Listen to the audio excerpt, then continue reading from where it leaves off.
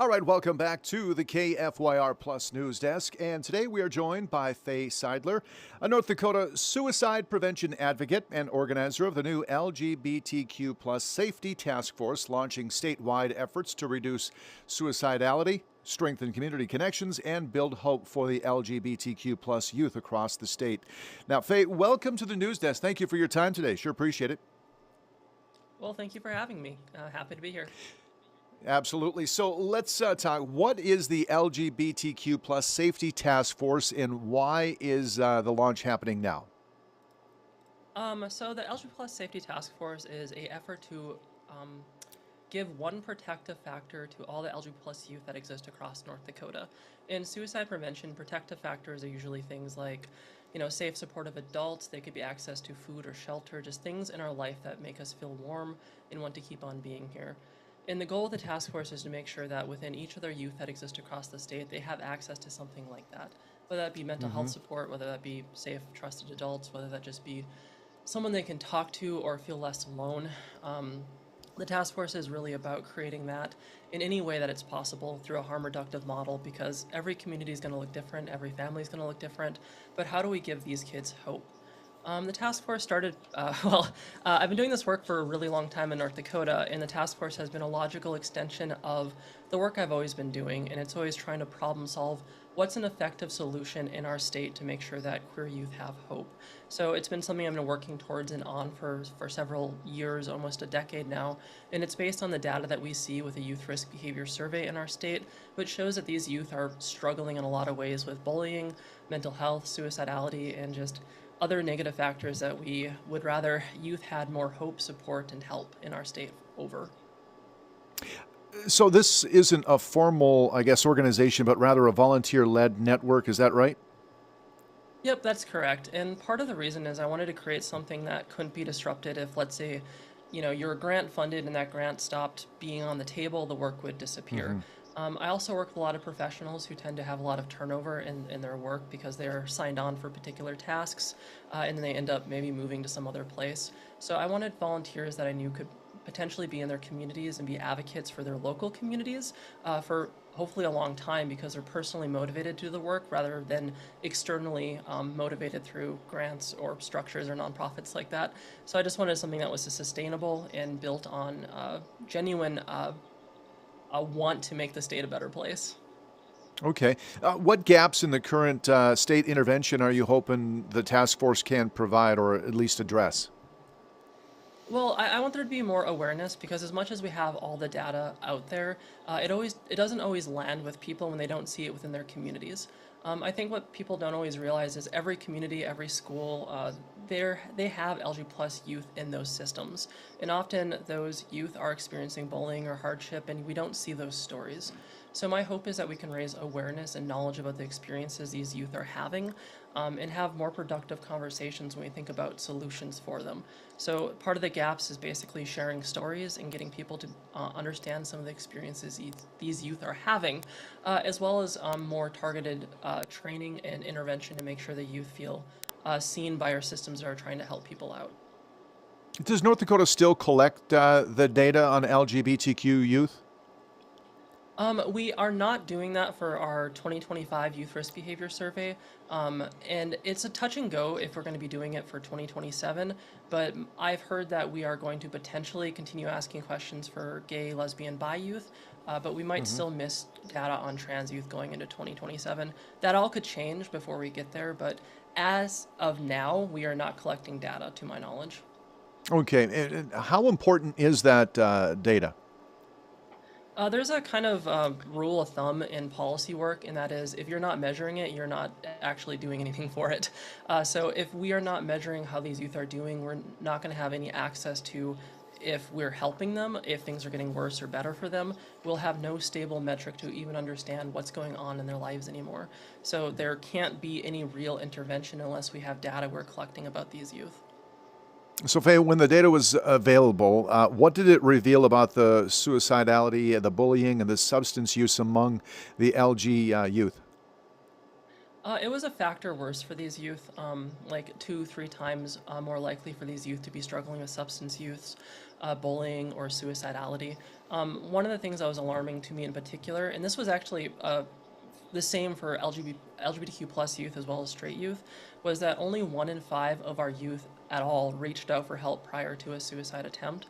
So there is struggles kind of across our state and across our systems where youth don't know about services like 988, they don't know about ways to reach out and get help, or maybe they do, but they feel like they're a burden in their communities and families and don't feel like they deserve to get that help. So Hmm. one of the things with the task force and what I'm trying to do is I'm trying to make sure that our queer youth have this support, but it's not going to be just queer youth. It is to make sure all of our youth are aware of suicide prevention efforts, that they're aware of care and support in their communities. So it is going to be a very holistic approach that does focus on queer youth, but also looks at the whole system, because any youth who is struggling to the point of suicidality, to me, is alarming. Like, I want to do everything I possibly can for all of our youth who could be struggling for a multitude of reasons. It's just much more likely for our queer youth to kind of fall through the cracks or have particular risk factors that make other risk factors more likely for them. As we mentioned, your organization is not so much of a formal organization. So, with that being said, how have the federal funding cuts and policy changes affected the services that do help the LG community and other queer youth in the state? There's been very strong pushes from our federal administration to kind of erase LG plus data, information, and resources, both locally and nationally. There has been some fantastic reports put out by SAMHSA for mental health for queer youth that you can't find anymore on the internet. Like, there are 404 websites. So it has been difficult. Like, we've also lost the option 3 line for 988 that specifically connected youth for LG plus services. So effectively, anything that we actually had on the table, let's say in 2024, 2023, isn't on the table anymore for these youth. So even though we saw such a high level of struggle in this population, it's kind of only gotten worse for them due to some of the federal administration movements to cut funding or to restrict ability of nonprofits or federal agencies to even help or collect data on queer youth anymore. Can I ask what led you to become, a suicide prevention advocate focusing on the LG plus? Well, yeah, I'm part of the community and I'm a survivor of suicide. That's something that's been very prevalent in all the work that I do. And I'll be honest in that I got started in this work looking at things like LGBTQ plus rights or trans rights and stuff like that. But as I really delved into these systems and why struggles existed in them, I started to see how everything could impact someone's life in negative or positive ways as protective or risk factors. And I started to really understand that all of these roads, all these negative outcomes that we see, all led to suicidality. So it's been something where I've been a youth who fell through the cracks for a multitude of reasons, not just for my queer identity.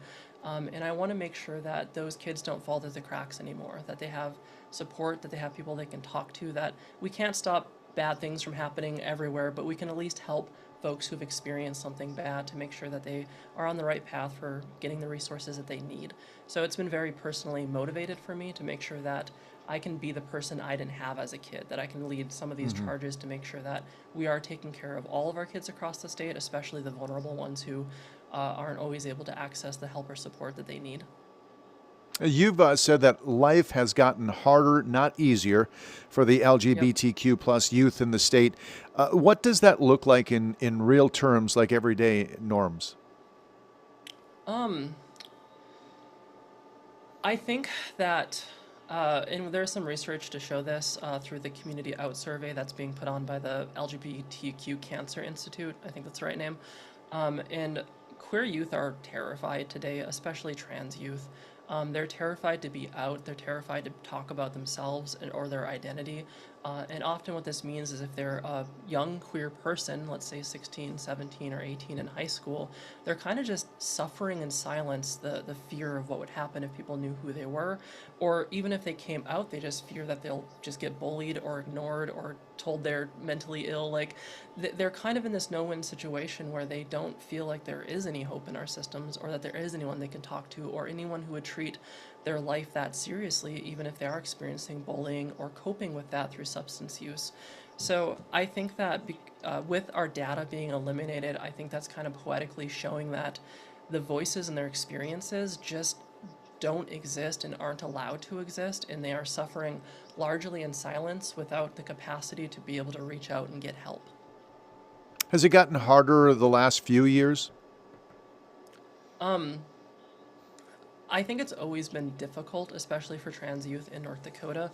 But I think a lot of the negative rhetoric we hear about trans youth in particular has made more trans youth afraid to talk about themselves, which also means that they're more afraid to talk about maybe why they are feeling anxious or depressed, because that conversation might lead to things about gender identity or gender dysphoria, so they just don't talk to us about any of it anymore. I can't say if it got a magnitude of harder. I think the last 5 years have been pretty difficult for a lot of different reasons. But I think that outside of the task force I'm creating, there wasn't a lot for them to look forward to. It seemed like their life was getting bad and it would only get worse as we saw a lot more, again, negative rhetoric and directions to eliminate any recognition that they even exist as people. You hosted a live stream over the weekend. Why was that format important to you? Well, I did a 16-hour marathon live stream where I basically didn't do anything except for answer questions for people who uh, came to the live stream on Twitch to do so. And that was important to me because, as I mentioned, I was a kid who very much fell through the cracks. I was very depressed. I had experiences of suicidality. I ended up dropping out of high school from just how awful and terrible it was to try to exist as a kid. And I remember often days just feeling like I was waiting in misery and not having anyone I could reach out to. And when that is your day, those days feel like weeks, they feel like months, it feels like torture. And a lot of these kids are experiencing that, and they are often, they don't have a connection point where they feel like it can get better, which makes time just pass at a snail's rate. And then you're just sitting there ruminating with your thoughts, your depression, and all of this, making it worse and worse and worse. I think sometimes we don't have agents, we don't have a lot of urgency in our systems for helping these youth out. It's like, well, maybe we'll get to something next year or 2 years from now, but they are suffering today. Like every day they're suffering and making decisions about if they want to be here or tomorrow. So to me, it was to illustrate just how long a single day can really feel like for these youth, and the urgency that we should be applying ourselves in the system, not just for queer youth, but for the multitude of youth right now who are struggling for any kind of reason. When the LG youth or adults who care about them are watching right now, maybe they're feeling a little bit overwhelmed or maybe even feeling, as you said, alone. What message do you want most of them or all of them to hear today? Um, I don't think anyone needs to be perfect. And I think that in this conversation, especially with LGBTQ plus youth, it's been a pretty tense conversation, culturally, especially in North Dakota. And I don't expect people to be perfect, and I don't think queer youth expect adults to be perfect. What really needs to be on the table is folks care. And as long as you are in a youth's life and you tell them, you make the message clear that you love them, that you care for them, that you are there to just try, I think that goes really far. When I talk about connecting people to one protective factor, the research from Trevor Project shows that queer youth having one protective factor in their life reduces a suicidality nearly in half. So the goal for me isn't to dramatically change all of North Dakota culture and all the beliefs that we have here. I know I'm not going to do that. My goal is very small. It is, can we give a connection point to these youth, to one safe, a trusted adult where they can just talk about their life in ways that make sense, or to connect them to one therapist, or to connect them to a support group where they can feel less alone. So as monumentous as this work can maybe feel, or as scary as it can feel, you can take it step by step and you can dramatically, positively impact the youth in your life by just being there for them, listening to them. And you don't have to be the expert or the therapist or the suicide prevention interventionist. We have 988 if you want to give that to a youth to call if they're feeling suicidality. We have therapists, a whole network of them across the state, and low cost, low income therapy that youth can access.